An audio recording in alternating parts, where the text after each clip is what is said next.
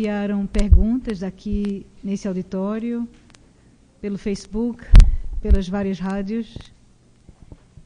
Desculpa se não teremos tempo, mas agradecemos o pensamento e a vontade de escutar mais. E nesse momento a gente começa com uma pergunta. Eu falei para o Décio que a maioria das perguntas vai ser parte A e parte B, para abranger várias perguntas sobre o mesmo assunto. E a primeira é: como é que a gente sabe a nossa missão? Todos nós temos uma missão? Ou somente alguns? E o que é que eu posso fazer para ajudar o meu próximo? Como eu sei a maneira de proceder, além de ajudar com doações, pela internet ou o que for? Como é que é? Como é que é a primeira parte da pergunta? A primeira parte é: qual é a nossa missão? Qual é a nossa missão? Olha, essa história de missionário, né? Eu acho que depende, tudo depende do conceito que você dá para a palavra, né? Para mim, missionário é aquele que tem uma missão. E acho que missão todos nós temos. Cada um tem a sua. E a missão de cada um de nós não é mais importante que a do outro. Elas são diferentes. A gente fala de Madre Teresa de Calcutá, a gente fala de Gandhi, a gente fala de Chico. Tem espíritos desse naipe misturados aqui entre nós. Vocês já devem ter conhecido alguns deles. Não é? E são os anônimos. Eles também são missionários. E você é missionário? Você é missionário. Você tem uma missão. Qual é a sua missão? Você sabe, está dentro do seu coração. Às vezes ele grita para você: faz isso, e você não faz. Não faz porque não quer. A missão de cada um está dentro de si mesmo. Quando eu entrei em contato com a AME, quando eu conheci a doutora Marlene, eu senti que aquilo era importante para mim. Não é? E isso foi tomando uma dimensão na minha vida tão grande que hoje eu nem imagino eu não fazer isso. Eu acho tão estranho vocês agradecerem que a gente veio. Né? Eu que fico grato que vocês geraram isso e me chamaram ainda. E eu estou aqui no meio de um monte de gente, a gente tirar aquela foto, todo mundo feliz e rindo. Gente, obrigado. Então, se eu tenho uma missão de fazer a palestra, eu não posso fazer a minha missão se o pessoal da rádio não estiver transmitindo, se a Márcia não estiver apresentando, se vocês não estiverem correndo atrás para comprar os cookies, fazer o café, alugar a sala. Nós estamos fazendo o quê? Nós estamos fazendo o que a gente sabe que a gente precisa fazer. Por que é domingo e vocês estão aqui? O que vocês estão fazendo aqui no domingo? Um dia tão gostoso. Por que vocês não estão lá fora? Porque vocês sabem que vocês estão aqui. Porque vocês precisam estar. Então, a tua missão está escrita dentro de você. Lê. Se você não lê, ela vai gritar na sua orelha. Mas faz. Sabe? Vai atrás. Ah, mas eu não vou conseguir. Não importa. O que importa é tentar. Está escrito lá no livro, no Evangelho. O verdadeiro espírita é o que se esforça em fazer o que ele acha que é certo. Né? Então, eu acho que é isso. E a parte B é... Como auxiliar? Como auxiliar. Gente, milhões de oportunidades de auxiliar. Que tal começar falando bom dia, boa tarde, boa noite, com um sorriso? Aconteceu um negócio tão legal comigo aqui. A gente foi comprar um negócio no supermercado e aí a caixa, ela estava sorridente, né, feliz e tal, estava atendendo bem a gente. Só que ela falou aquele inglês, né, o meu inglês está bem atrofiadinho, nunca foi lá grandes coisas, né, mas ela... Eu não entendi nada, aí eu sorri para ela. Aí quem que estava com a gente? A Andréia. A Andréia estava com a gente e falou assim... ela está perguntando se você quer fazer de tal jeito, vai pagar no cartão, aquelas coisas assim. Aí eu falei, ela fez, aí ela falou assim, aí eu entendi, ela falou assim, um sorriso é universal, todo mundo entende. Ela falou, e eu entendi. Aí eu falei, e você tem um belo de um sorriso, falei para ela. Aí ela sorriu mais ainda. Foi um momento tão legal, né, tão interessante, que o que eu fiz? Só sorri. Né, tipo assim, não estou te entendendo. Eu estou tentando, mas eu não estou conseguindo. Me desculpa. Né? E ela me tratou super bem.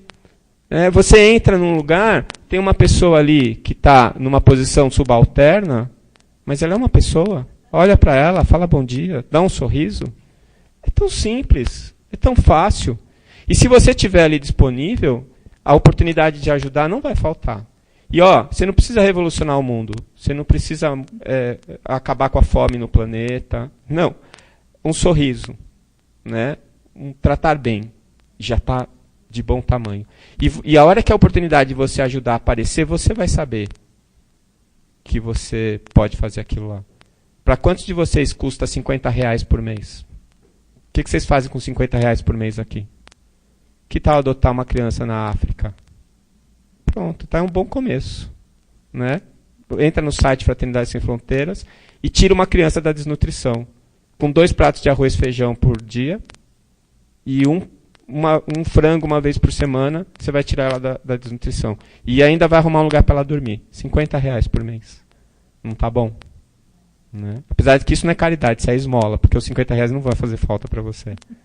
Né? Mas já é um bom começo. Obrigada. Vamos mudar um pouquinho de assunto, né? Falar um pouquinho sobre mediunidade. Foi falado ontem um pouco, e eu queria perguntar que no diálogo com os espíritos, numa reunião mediúnica, como é que a gente pode aprender a nos utilizarmos menos da palavra para acolher mais o espírito comunicante? Olha, eu acho, de tudo que eu já vi no espiritismo, a tarefa mais difícil é do dialogador. Eu não tenho a menor dúvida disso. E acho também que, assim, para mim aquilo é uma psicoterapia ultra rápida. Acho que seria de grande valia se os dialogadores tivessem algumas dicas com psicoterapeutas. Né? Eu já fiz essa sugestão algumas vezes. Você pegar psicólogos e os psicólogos lançarem as bases de uma psicoterapia. O que eu posso, o que eu não posso fazer, o que eu posso, o que eu não posso falar. Fora isso, perspicácia, né? E ouvido. Então você precisa ouvir o espírito, você precisa ser ele, como se fosse uma consulta médica, para tentar entender como ele vê a vida. Né? Não adianta nada você falar, pense em Jesus. Que Jesus? Quem é esse cara? Não estou nem aí, eu quero matar esse outro. Quer dizer, não adianta você falar de Jesus. Agora, o que eu acho que a pessoa pergunta, e eu acho muito importante, é a energia de amor que você tem. Então, não adianta você ter toda a técnica se você não tiver o amor. Jung falou isso, né? Saiba todas as técnicas, todas as possibilidades, mas quando você estiver tocando uma alma humana, que você seja outra alma humana. Quer dizer, não adianta nada eu saber tudo da técnica, se na hora que eu estou lá, eu não estou fazendo com amor. Eu não estou olhando para aquele espírito como uma vítima, como um paciente, como alguém carente que precisa da minha orientação, da minha ajuda para ele encontrar a orientação. Né? E muitas vezes a gente percebe o orientador despachando o paciente. Você não está pronto não, você não está me ouvindo, a gente não está conseguindo dialogar, eles vão te levar aí, tchau. Próximo, virou SUS. Reunião mediúnica SUS. Né? Eu acho que tem que ter, é igual o consultório mesmo. Aquele paciente está demorando muito. Bom, tem paciente que precisa de mais tempo, tem outros que vai mais rápido. Não tem não tem padrão. Você está sentindo que o espírito não resolveu, que ele não está entendendo, poxa, vamos lá, vamos pensar em alternativas. Às vezes a espiritualidade se conecta com você e você vai achar uma solução legal para aquilo lá. E acha, hein? E acha. Né? Outro dia aconteceu na mesa mediúnica uma coisa bem legal. O espírito, ele estava atacando o filho, né? Porque ele não conseguia atacar o espírito que ele queria obsediar. Então ele resolveu atacar o filho desse espírito. E estava conseguindo. Só que a história era a seguinte. Ele tinha... A esposa do que ele estava obsediando, a mãe do menino, ela tinha sido filha dele em uma outra vida. E ele tinha estuprado ela. E ele não conseguia entender como é que a filha dele tinha casado e gostava do cara que tinha estuprado ela. Só que ele tinha estuprado ela umas 10 encarnações atrás. E ele não tinha conseguido reencarnar mais de ódio. Ele ficou tão ligado, né, no espírito. Só que esse espírito também andou. E agora ele não conseguia obsediar mais ele. Então ele pegou o menino. Aí vocês entenderam o que eu quis dizer? Ficou meio confuso, né? Aí ele pegou e o dialogador falou o seguinte: mas então o seu ódio por ele é maior do que o seu amor por ela. Não, ela é minha filha, de jeito nenhum. Mas ela também é mãe do menino. E você está fazendo o menino sofrer para atacar ele, mesmo sabendo que ela também sofre? O espírito ficou quieto. Eu não tinha pensado nisso, mas então pensa, meu irmão. Afinal de contas, em quem que você está atirando? Quem que você quer acertar? E eu achei aquilo genial. Eu falei, nossa, que legal, como esse cara pensou nisso? E ele conseguiu domar o espírito e dar uma chance para aquele espírito que começou a chorar e foi acolhido. Olha que demais. Então, eu acho que assim, não tem uma regra. Você tem que entrar com o coração ligado, antenado, com a tua pineal acesa, para receber o download da espiritualidade, que vai te mostrar esses caminhos, e com o coração aberto, para você poder ver naquele paciente, naquele espírito que está ali diante de você, um espírito sofredor, e não um algoz, alguém mau, que está fazendo mal para o outro. Gente, tira essa coisa de bandido e mocinho da sua cabeça. Não existe isso. Ninguém é só bandido e ninguém é só mocinho. Né? Bom, eu acho assim. Décio, como é que a gente pode entender a pauta espírita que diz os erros devem ser expiados? Interessante isso. Tem uma palestra que eu fiz em Goiás, que foi quando eu estudei esse assunto, e eu descobri que a palavra expiação, no dicionário, um dos sinônimos da palavra expiação, significa autoflagelação.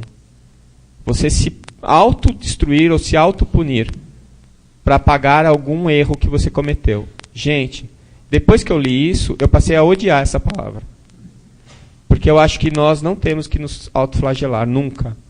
Então, a verdade é que a expiação, o jeito como a palavra expiação é usada no Espiritismo, não é esse de autoflagelação.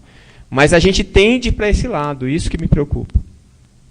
O que eu entendo da palavra expiação colocada pelo Espiritismo é assim, oportunidade de consertar os erros do passado.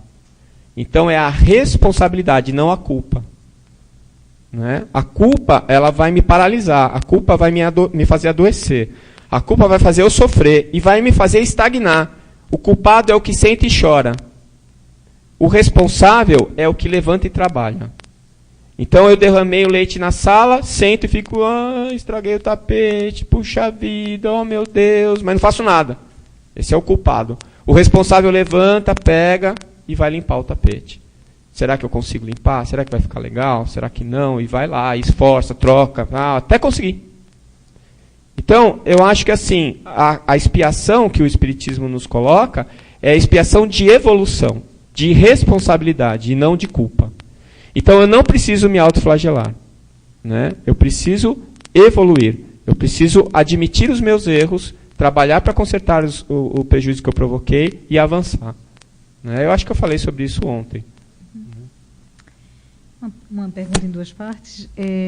Por que é tão difícil fazer reforma íntima? E como iniciar essa reforma íntima em uma nova identidade quando se perde as esperanças?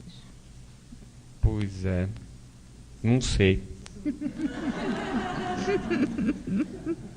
Olha, se eu soubesse como fazer reforma íntima, eu era bem melhor do que eu sou. Eu sei que precisa fazer. E perder as esperanças, se você perder as esperanças, não tem mais nada para fazer. Você vai ter que bater no fundo para voltar e perceber que as esperanças estão lá, você só não está vendo. Porque não existe essa de perder a esperança. A nossa vida, ela não termina nunca. E o nosso destino é ser feliz. E é determinado por Deus, isso não tem revogação. Por isso que eu falo que Deus não é brasileiro. Ele cumpre as leis. Ele faz e cumpre. Ninguém consegue dar um jeitinho. Não é? Então, a reforma íntima é a sua busca por ser alguém melhor. E o caminho que eu procuro é me olhar no espelho. E quando as pessoas falam que eu sou humilde, eu não sou humilde. Pergunta para minha mulher. A humildade, ela não é a última medalha que a gente põe no peito. A última. Quando você realmente é humilde, você não precisa de mais nenhuma. Você tem todas as medalhas. O que eu procuro é a noção de realidade. Eu procuro me olhar no espelho para ver realmente quem eu sou. Porque eu não posso deixar de fazer coisas que eu posso fazer. Não é? E eu também não posso achar que eu posso fazer coisas que eu ainda não sei fazer. Eu acho que a humildade é você saber quem você é, onde você está e o que te cabe. Né? Fora isso, então, se você está achando que você perdeu todas as esperanças, é porque, na verdade, você está precisando rever a sua fé. Rever o seu conceito de fé. E, geralmente, quando a gente se acha nessa situação de desespero, se você for olhar direitinho, é que você é muito mimado. Você não está aceitando os nãos que a vida está te dando. Eu costumo dizer para os meus filhos o seguinte: eu falo não para você, você sofre, mas eu prefiro que você sofra aqui com o meu não do que com os nãos que a vida vai te dar. A vida dá 10 nãos para cada um sim.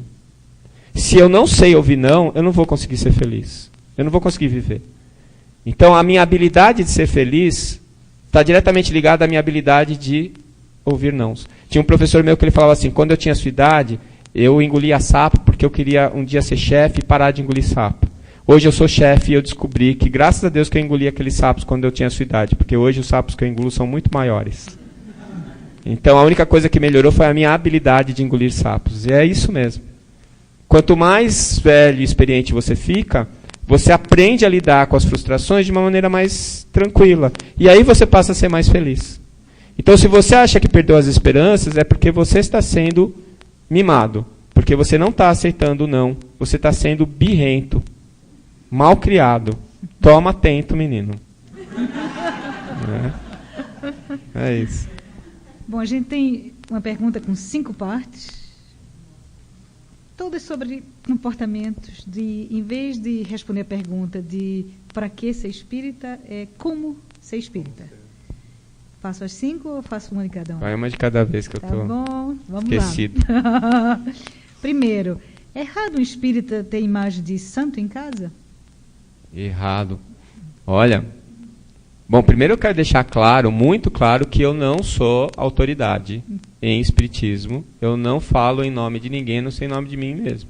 E eu falo muita bobagem, viu, pessoal? Às vezes eu falo com convicção porque eu acredito nas minhas bobagens. Depois eu descubro que é bobagem, aí eu mudo. Mas então toma cuidado, né? Bom, essa coisa de certo ou errado, eu tenho uma visão bastante relativa sobre isso, né? Eu não acho errado ter uma imagem em casa, desde que você saiba o que aquela imagem significa para você. Então, no meu consultório, eu tenho um quadro que tem lá uma foto, a minha esposa e os meus 3 filhos e eu. A gente estava em Bariloche lá, foi um momento muito legal, a gente conhecendo a neve, todo mundo pela primeira vez vendo a neve, tiramos uma foto, todo mundo feliz, e eu adoro olhar para aquela foto.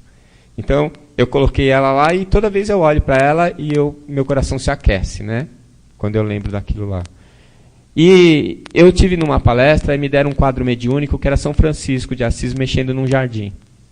Eu enquadrei e coloquei no consultório. Aí, quando eu olho para minha família, eu olho para o quadro de São Francisco. E eu lembro daquele espírito que largou tudo, que foi fiel a Jesus e que trabalhou por aquilo. E aquilo aquece o meu coração. Qual é o problema? Me conta. Agora, se a tua imagem está lá, num altar, com vela acesa, se você faz umas mandingas de manhã, aí tem alguma coisa errada. Não é? Agora, se a imagem é para você lembrar de Maria, aquele espírito acolhedor, que Bezerra de Menezes gosta tanto, qual é o problema? Não é a tua referência para aquilo. Então não está errado. Né? Eu acho. E palavrão? Palavrão. Espírita pode falar palavrão? Então, se não puder, eu não sou espírita. Olha, o que o palavrão faz? Você muda a frequência, né? Então, isso também depende como é que você fala o palavrão. Uhum. Depende. Às vezes você solta um puxa vida, né? Uhum. Esse puxa vida, ele não é um puxa vida de... né? Você pisou numa sujeira, falou, puxa vida, né? Então, assim, o meu coração não está sintonizado naquilo lá. Então, também não é legal, assim, porque você está emitindo uma vibração, é como se fosse um mantra. Você emite uma vibração que pode atrair outros que estejam vibrando baixo. Agora, aquele palavrão que é realmente um palavrão, que vem da alma, e às vezes não precisa nem ser a palavra considerada palavrão, né? Às vezes você só falar um o quê? Esse ok pode ser um palavrão muito mais grave do que um PQP, por exemplo. Por quê? Porque, na verdade, o que interessa é a vibração que eu estou emitindo. E na hora que eu emito, imediatamente, automaticamente, quem está ali com aquela vibração acopla em mim. E eu gero um processo de obsessão instantânea. É igual café instantâneo. Botou no leite e já virou café. E aí você virou um obsediado. E para você sair daquilo ali, às vezes é difícil. Então eu já percebi isso. Eu tinha um amigo meu, a gente operava muito junto, só que ele tinha esse defeito. Quando começava a dar errado alguma coisa de cirurgia, ele começava a xingar. Começava a xingar. E começava a dar tudo errado, cada vez pior. E eu falava, meu, para com isso, cara. Olha a vibração. Não, bicho, não faz isso não. Você chama o anjo que eu vou chamar o demônio. Você chama quem você quiser, mas quieto. Não é? Você tá estressando todo mundo aqui, o anestesista, a circulante, a enfermeira. Não é legal o que você está fazendo. E a tua cirurgia, o teu paciente? Para com isso, cara. Aí, às vezes, ele começava a xingar, eu começava a rezar. Ele xingando e eu lá. Nossa, que tá no céu, ajuda. Aí ficava aquela guerra, né? Da metade para lá do paciente, uma vibração, da metade para cá outra. Né? E depois eu até parei de operar com ele. E ele parou de operar. Porque ele era super bom cirurgião e o índice de complicação dele era altíssimo. Eu falava para ele, é porque você entra numa vibração ruim. E enchia de palavrão. É o palavrão? Não, é a vibração. Então, não fica... Porque senão daqui a pouco a gente está virando carola. E não pode falar palavrão, não pode cortar o cabelo, não pode não sei o quê. Não é isso. Você tem que saber por que não pode. E o que não pode. Então não é falar a palavra, é vibrar a emoção que a palavra traduz. E isso é que não é legal. Só que vai acontecer? Vai. Com que frequência? Alta. Porque a vida é assim, porque a gente não é nenhum santo, porque as coisas acontecem, a gente fica nervoso, se desequilibra e fala bobagem. E na hora que você fala bobagem, você já percebe que aconteceu isso comigo aqui, ontem até... Estava falando com o Luiz veio me fazer uma pergunta super legal. Tá aí o Luiz? Tá lá. Ele veio todo legal, veio falar, e ele falou uma coisa que não estava errada, mas ele citou uma pessoa que me incomoda. E depois, quando eu vi, eu já estava falando mal da pessoa, e ele ficou me olhando assim, eu falei, depois eu preciso pedir desculpa para o Luiz, eu estou pedindo em público. Né? Porque... eu que me desequilibrei. E o que ele me disse nem estava errado, estava certo. Na verdade, não, sabe? Você deve ter ficado bem confuso, né? Falou, eu não entendi nada. Esse cara acabou de falar um negócio agora. Por quê? Porque eu me sintonizei com uma dificuldade minha. Aquela pessoa, né, que você falou, que você citou a palavra, acendeu em mim uma coisa ruim. E eu me deixei levar por aquilo lá. Depois caiu a minha ficha. Aí eu fiquei com vergonha de falar para ele. Mas aí agora eu estou falando. E estou me sentindo melhor com isso. Por quê? Porque eu sintonizei errado. Eu pus na tomada errada. E vai acontecer de novo? Vai. O que adianta eu ficar falando que não? Porque vai acontecer. Então, se você não pode falar palavrão se você é espírita, então muda de religião. Tem que falar palavrão, vai falar. Faz parte, né? Mas procura identificar a vibração e retornar o quanto antes. Quanto menos tempo você ficar fora do padrão, melhor para você. Vida social. Como é que a gente concilia ser espírita, ter vida social, não ter vida social? E se a gente não tem vida social, como é que a gente concilia não magoar aqueles que gostam de nós e de uma vida social? Olha, eu não sei o que está acontecendo na sua vida, mas não está bom, não. Tá ruim o negócio. Olha, eu tenho uma vantagem, porque assim, eu não preciso falar que eu sou espírita, todo mundo sabe. Onde eu estou, na minha cidade, todo mundo sabe que eu sou espírita. No consultório, as pessoas vão no meu consultório e já sabem que eu sou espírita. Então eu tenho essa vantagem. E assim, eu nunca tentei catequizar ninguém, doutrinar ninguém. Nem os meus filhos. O meu mais velho diz que é ateu. O do meio agora veio falar para mim que ele não sabe se ele é ateu ou agnóstico. Né? A minha mulher fala que não é espírita. E o meu mais novo falou que ainda não sabe o que ele vai querer ser. E eu nunca falei para eles que eles têm que ser espírita. Eu levava eles na evangelização, tive que parar porque teve um problema lá quando meu filho falou que Deus não existia, que não tinha ninguém que convencia ele do contrário. E quando isso aconteceu, eu chamei ele e falei assim, olha, meus parabéns. Você tem coragem de colocar o que você acredita, eu acho isso uma virtude. Eu não vou mais obrigar você a ir no evangelho e eu estou te dando os parabéns. Ele ficou assim, né, olhando. O que ele vai fazer agora? Eu falei, eu só peço para você o seguinte, para você ter essa opinião, eu quero que você forme a sua opinião. Então vai ler, vai estudar, para você decidir o que você quer ser ou não. Você não precisa ser o que eu sou, só porque eu sou, mas eu também não, se é para comprar o prato pronto, compro o meu, não compro o de outro. Não é? Se você é ateu porque o outro te disse que é bonito ser ateu, então não seja, porque você está sendo vaca de presépio. Se é para ser vaca de presépio, seja do meu presépio, não do outro. Não é? E ele ainda diz que é ateu. Então, eu não quero que ninguém seja espírita, eu quero que as pessoas sejam felizes. Os meus filhos, principalmente. E eles vão encontrar o caminho deles, que com certeza não vai ser o mesmo que o meu. Mas eu também tenho certeza que no futuro, se eu for um bom espírita, ou se eles perceberem o meu esforço em ser um bom espírita, isso vai impactar a vida deles. Eu não vou precisar convencê-los, não precisa fazer o evangelho, é legal fazer. Mas se eles não quiserem mais fazer, paciência. Eu não quero que eles peguem raiva do espiritismo. Né? Então, eu acho que a minha vida social é muito boa, justamente porque eu sou espírita. Mas eu não quero que ninguém seja junto comigo. Mas eu quero que eles me respeitem por eu ser. Né? A minha família, as minhas tias, todas são católicas, tem uma carismática. Eu tenho uma prima que é pastora evangélica. Eu respeito ela, me respeita. Eu não falo mal dela de jeito nenhum. Eu sei que ela já falou mal de mim. Mas aí o problema é dela, não é meu. Não é? Eu falar mal dela que é problema. Ela falar mal de mim é problema dela, não é meu. Então eu estou nessa.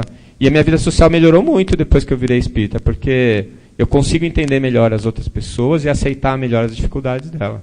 Aceitar melhor não significa que eu aceito. Mas pelo menos eu sei que o caminho é esse.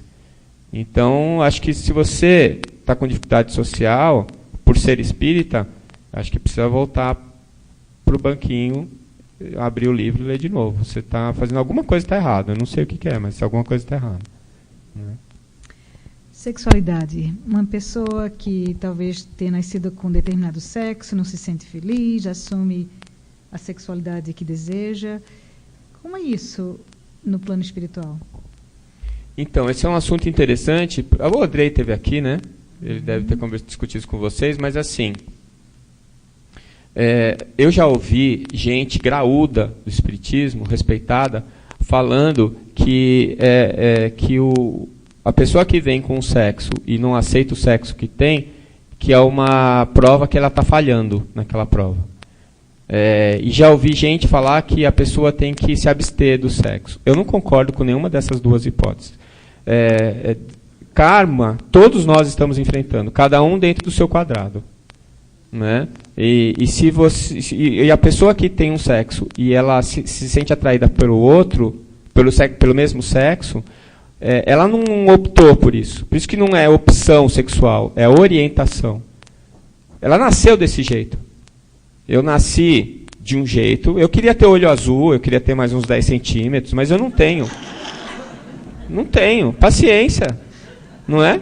Eu tenho que gostar do jeito que eu sou. Agora, se eu não aceitar essas diferenças que eu tenho em relação aos outros, como o Rossano falou muito bem isso aqui, a pior coisa que tem é você se comparar com alguém. Então, você só tem que se aceitar, porque você não é pior que o outro. Você é do seu jeito, nem pior nem melhor. E se você se sente atraído por uma pessoa do mesmo sexo que você, e você não consegue se sentir atraído pelo outro sexo, como é o padrão, mas 14% da população é homossexual. Então, você só precisa aceitar isso, mesmo que as pessoas que estão perto de você não aceitem. É a mesma história de falar mal. Isso é o problema delas. O seu problema é você se aceitar. Você se aceitar como você é. Gordo, magro, alto, baixo, homossexual, heterossexual, bissexual, transexual. Não interessa. Não interessa. Né? Eu tive um exemplo interessante de um colega nosso que é psiquiatra, tem 3 filhos, o do meio é homossexual. Ele já sabia que o filho era homossexual antes do filho perceber. E quando ele percebeu que o filho estava em conflito, ele chamou e falou, filho, você já parou para pensar na sua orientação sexual? Você sabe de quem você gosta? Aí ele começou a chorar. Falou assim, mas vocês não vão gostar de mim por causa nós vamos continuar amando você do mesmo jeito. Não tem problema. Não é? Que sorte que esse guri teve, né? Porque não é assim. Então, isso não é uma doença, não precisa ser curado, você não precisa se punir por causa disso, não precisa abrir mão do sexo por causa disso. Você precisa, o que todo mundo precisa, se respeitar e respeitar os outros. Se você fizer isso, você vai ser feliz. Né? O resto, tudo é variabilidade do normal. Né?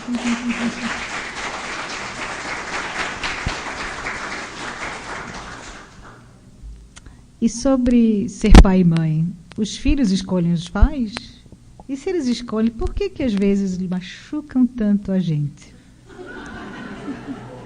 É a montanha-russa, pessoal. Na hora que você está descendo, você acha que está ruim, mas depois melhora. Eu acho que a gente escolhe dentro das nossas possibilidades. É igual ao planejamento da reencarnação. Você vai lá no Ministério da Reencarnação, no nosso lar, senta na mesa para fazer entrevista, fala, vai reencarnar, né? Eu não queria, né? Mas não, precisa reencarnar. Bom, e aí, como é que vai ser? Bom, a gente pode te oferecer essa oportunidade. Sabe? Eu acho que a gente está numa fase evolutiva que a gente participa muito disso. Então, você escolhe os seus pais, mas eles vão te apresentar algumas possibilidades. E essa experiência tem que ser útil. Então, eu falei isso ontem, né? Da experiência que eu tenho com o meu filho, o mais velho. Eu tenho certeza que a gente é desafeto do passado. Todos os meus filhos, quando eles nasceram, como eu sou médico, eu estava junto, eu peguei eles no colo e eu saí da sala de cirurgia e me apresentei para eles, para os 3. Aí o primeiro, olha, Diego, seja bem-vindo, eu sou seu pai, o Décio, eu não sei de onde você está vindo ainda, mas eu estou muito feliz de você estar aqui comigo e tal. Eu fiz um discursinho lá para ele. E eu estava muito emocionado e tudo, aí a hora que ele parou de chorar, ficou olhando, assim, meio... Aí eu levei ele para minha mãe, para as avós verem, e levei ele de volta para a Alessandra, que ela estava desesperada, né? Lá fazendo a cesárea, querendo ver o filho. Aí quando nasceu o Felipe, eu fiz a mesma coisa. Quando nasceu o Bruno, eu fiz a mesma coisa. Né? Dos meus 3, o que eu tenho mais dificuldade é o primeiro. A gente vive brigando. Né? Mas toda vez que eu falo de filho, eu falo dele. Né? E aquilo que eu falei, ele tinha 6 anos, era mamãe e Décio. Mamãe e Décio. Papai, Décio. Olha o que eu suei para aquele moleque me chamar de pai. Eu falei, putz, eu demorei tanto para ser pai, agora meu primeiro filho não me chama de pai, né? Era uma frustração, eu chorei tanto por causa do Diego, vocês não imaginam. Vocês não imaginam. E aí, depois disso, a gente teve alguns arranca-rabos feios, né? O último que a gente teve foi até recente, foi agora um pouco antes dele escolher fazer medicina e tudo mais. Mas não tem jeito de eu não gostar dele, cara. Não tem jeito. Então, você vai escolher, para ter o pai e a mãe, você vai escolher 2 que você já está numa boa? Sim, se você não tiver que resolver nada com outra pessoa, se tiver tudo certo. Mas vamos supor que ele tem uma ligação muito legal com a mãe dele. Olha, esse espírito é legal, eu gosto muito dele. E o marido, que vai ser teu pai? Esse cara... Eu não tenho um passado muito bom com ele aqui. A gente brigou muito. Eu não quero ele de pai, não. Não, mas, olha, a nossa sugestão é que seja. Porque da época que vocês brigaram para hoje, ele deu uma melhoradinha. E ele está do lado da Alessandra. Ela vai te ajudar. E é uma oportunidade de vocês resolver com ele. E aí devem ter me consultado, né? Olha, nós estamos botando esse espírito aqui. Opa, será que vai dar certo? Não, confia, vai dar. E já deu. Então, eu acho que é assim. Quer dizer, você escolhe, mas com assessoria. Mas ele não veio para te machucar. Ele veio para fazer as pazes com você. Aproveita a oportunidade. Né? Porque é muito forte isso. É muito forte essa coisa de você poder viabilizar ele. E, para mim, que sou pai, agora imagina a mãe, cara. É inimaginável isso, né? Médium de efeitos físicos. Toda mulher faz materialização, não é? Ela consegue fazer, dar fluido vital para o espírito criar um corpo para ele. Cara, isso é muito louco. E quando eles nasceram, tem outra coisa que eu falava para a Alessandra. 1 mês, só eu dou banho. Porque não tem essa. Ficou 9 meses com você. Ele precisa de algum contato comigo. E eu dava banho, ficava lá, ele chorava, aquela coisa. No primeiro, coitado do Diego, apanhou, né? Porque eu não sabia fazer. No segundo, já estava prático. Aí vinha minha sogra, não, eu que vou dar banho. Não. Até 1 mês sou eu que dou banho. Né? Para criar um vínculo. Ela já tem um vínculo. São 9 meses do mesmo perispírito junto, tudo misturado, né? Puta vantagem, né? Tem que ter alguma... Me dá uma quadra, né? Antes de você começar a correr também, senão é muita sacanagem, né? Mas eu acho uma experiência muito legal. Muito legal. É doído mesmo, às vezes. É doído. Mas ele não está te machucando, não. Ele está querendo se acertar com você. Pode amar ele, que não tem jeito. Oi? Ah, conseguiu. Não, consegue sim. Às vezes a gente acha que foi um fracasso e não foi. Olha aquele meu paciente. A filha dele não perdoou ele. Né? É que às vezes na encarnação você não consegue, mas parece que não conseguiu, mas depois, quando você passar para lá de lá, você vai ver como deu certo. Porque você foi pai dele. Você foi pai dele. Não, é isso aí. Eu vou fazer a última pergunta e depois disso eu queria pedir para o Dr. Décio dar uma mensagem para a gente, bem legal, para a gente tocar nossos corações sobre esse momento nosso, e aí a gente encerra com a oração. Mas a última pergunta é a seguinte, você não sabe qual é essa pergunta não, é uma nova. Baseado nas palestras de sábado e domingo, ser espírita para quê? E ser médico e ser humano, como é que a gente pode conciliar mediunidade e esquizofrenia? Como é que a gente diferencia os dois? Se houver livros, palestras sobre o tema, dá uma referência para a gente? Olha, esse tema é muito interessante e é um tema muito palpitante entre as AMEs. Eu recomendo que você busque, porque assim, o Departamento de Psiquiatria da Associação Médico Espírita do Brasil é formado por uns 5 ou 6 psiquiatras que eles têm se dedicado muito a isso que você falou. Como é que vai fazer a diferença entre a esquizofrenia e a mediunidade?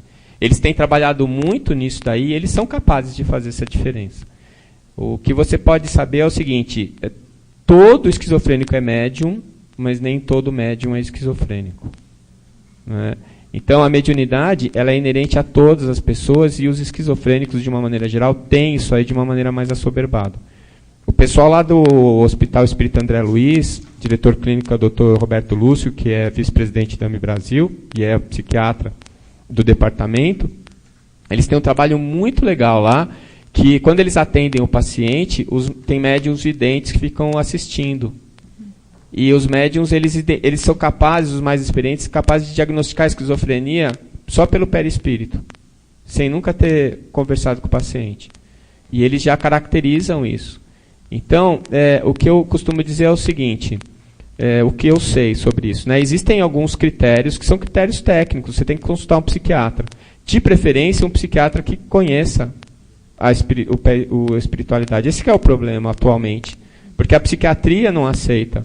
Eu acho muito difícil vocês acharem um psiquiatra americano que vai fazer isso aqui. Eu acho que você vai ter que pegar um avião e ir lá para Porto Alegre ou para Belo Horizonte e consultar dentro do hospital espírita, porque o tratamento é realmente diferenciado. É realmente diferenciado. Né? Então, o que a gente sabe é o seguinte, o seu cérebro é o órgão de manifestação do seu espírito. E o esquizofrênico ele tem uma alteração funcional no cérebro. Então, ele não consegue uma interface, uma comunicação, uma expressão adequada do espírito dele. É como você colocar um óculos de grau para ler e alguém pedir para você olhar a paisagem. O que vai acontecer quando você olhar a paisagem?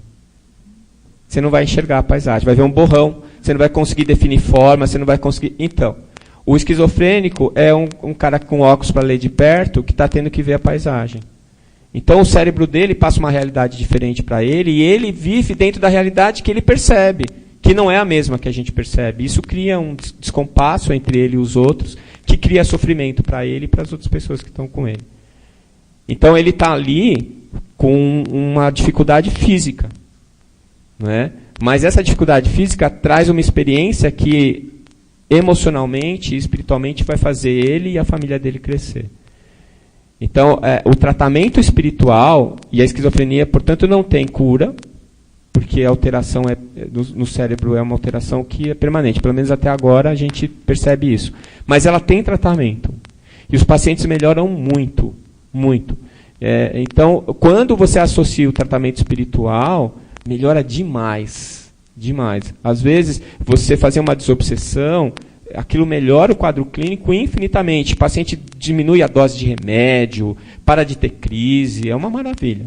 Então, eu recomendo que você busque na internet, busque a Associação Médico Espírita do Brasil, Departamento de Psiquiatria, os artigos, as palestras do Dr. Roberto Lúcio, do Dr. Sérgio Lopes, né, que é o pessoal, são os psiquiatras da AME, e esse pessoal está fazendo um trabalho fantástico, né? E se for possível, você levar ele lá. Eu recomendo, a princípio, Belo Horizonte, no consultório ou no Jaider, ou então do Roberto Lúcio, que eles têm uma experiência gigantesca nisso. Eu acho que não tem ninguém no planeta com a capacidade que eles têm para fazer esse tipo de tratamento. Agora... Olha, gente, vocês sabem que nesse mesmo final de semana está tendo em Washington, o Congresso da Associação Médico Espírita Internacional e o Congresso da Associação Médico Espírita Americana, né? Quando eu conversei com a Cláudia e a gente combinou de eu vir aqui, o Congresso ia ser na semana que vem.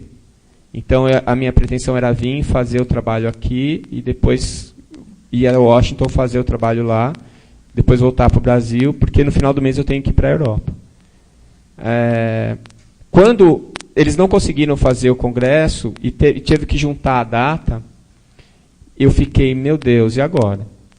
Porque o meu compromisso primeiro é com a AME, mas eu já combinei com o pessoal lá de Atlanta, eu não vou. Mas e agora? O que eu faço?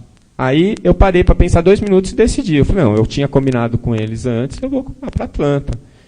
E se a espiritualidade tirou a minha possibilidade de participar lá do Washington, é porque não era para ser. Olha, eu acho que isso aconteceu, não foi por vocês, foi por mim. Né? Porque eu ganhei um presente gigante esse final de semana. Eu me senti muito bem aqui, eu me senti acolhido. Eu pude estar perto, passar um final de semana mesmo que curto com o Rossando. Eu amo aquele guri. Sabe? Para mim, ele é o melhor... Ele que não nos está nos ouvindo, ele é o melhor orador espírita que eu conheço hoje. Né? Ele tem uma profundidade de conhecimento e ele tem uma simplicidade. Né? Eu acho ele demais. Ele fala que ele me admira, que eu sou fã, mas eu é que sou fã dele. Né? Então, eu ganhei um monte de presentes, né? Ontem a gente se divertiu tanto, foi tão gostoso.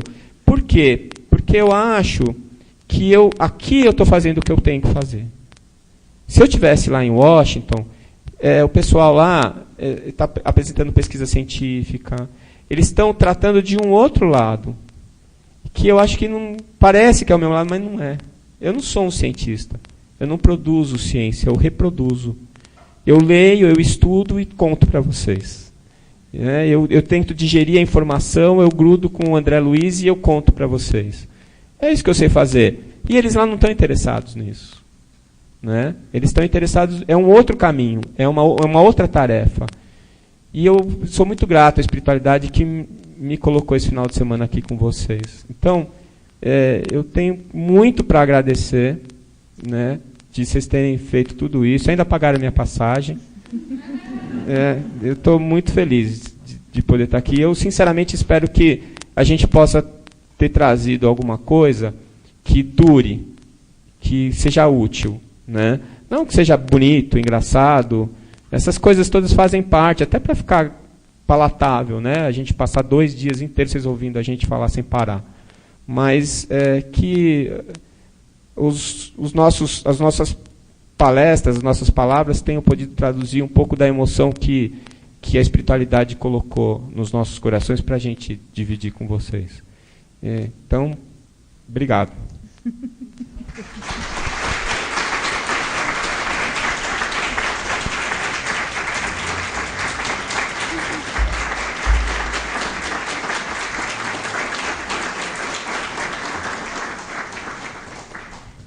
Bom, chegamos ao fim.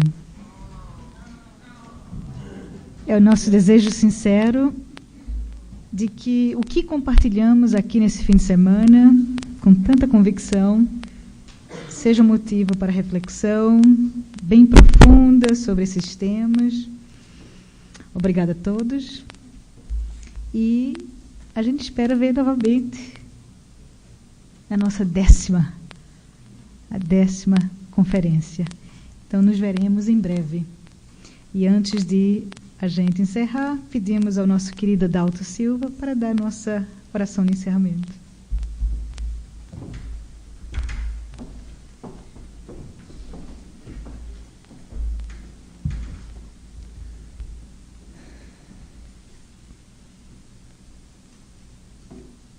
Mestre Jesus,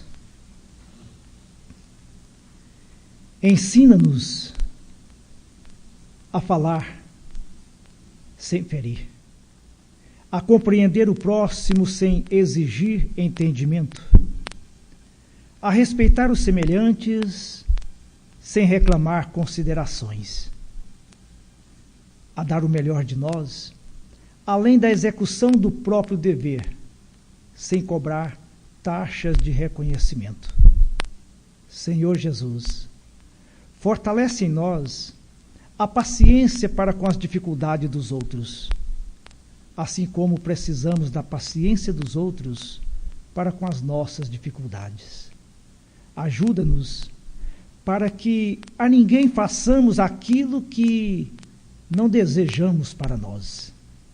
Auxilia-nos, sobretudo, a reconhecer que a nossa felicidade mais alta será invariavelmente aquela de cumprir-te os desígnios onde e como queiras, hoje e sempre. Que assim seja.